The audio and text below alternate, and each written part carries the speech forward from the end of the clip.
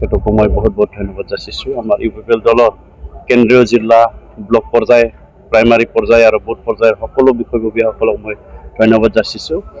আৰু ওদালগুৰি ডিচিকে আদি কৰি সকলো প্ৰশাসনিক বিষয়াসকলক মই ধন্যবাদ যাচিছোঁ যে ইমান ফ্ৰী এণ্ড ফেয়াৰ এটা পিচফুলি ইলেকশ্যন কণ্ডাক্ট কৰাৰ বাবে তেখেতসকলকো মই ধন্যবাদ যাচিছোঁ। সমষ্টিবাসী কি ক'ব ছাৰ? সমষ্টিবাসীক মই এইটোকে ক'ব বিচাৰিম যে যোৱা বিগত দিনবিলাকত যেনেকৈ কাম কৰিছিলোঁ এনেকুৱাই কাম কৰি যাম। যিহেতু সমষ্টিখন যথেষ্ট কাম কৰিবলগীয়া আছে, উন্নয়ন কৰিবলগীয়া আছে, এইখিনি কাম আগুৱাই লৈ যাম। আপোনাৰ এগৰাকী অধ্যক্ষৰ মানে এজন কেণ্ডিডেট আছিলে, আপোনাৰ যিজন আছিলে, তাৰ পিছতো কিন্তু আপুনি সুন্দৰভাৱে বিজয় হৈছে, কেনেকুৱা অনুভৱ হৈছিল সেই সময়ত? নাই, অধ্যক্ষ হিচাপে নহয়, অধ্যক্ষটো আমি বনোৱা 2021 চনত আমি ভোট দিছিলোঁ তেখেতক। গতিকে তেখেতে MLA আমাৰ সমষ্টিত আৰু অসম বিধানসভাৰ অধ্যক্ষ, তেখেতক আমি শ্ৰদ্ধা জনাওঁ।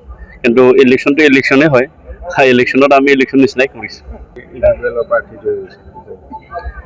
মই দলীয় কৰ্মীসকলক এইটোকে আহ্বান জনাম যে কোনেও নাৰ্ভাছ হ'ব নালাগে, আমি কাম কৰিব লাগে, দলৰ হৈ কাম কৰিব লাগে, আগুৱাই আহিব লাগে। মই যিমানখিনি পাৰোঁ দলৰ কাৰ্যকৰ্তাসকলৰ লগত থাকি পেলাই কাম কৰি যাম। হাগ্ৰামা মহিলাই কি ক'ব?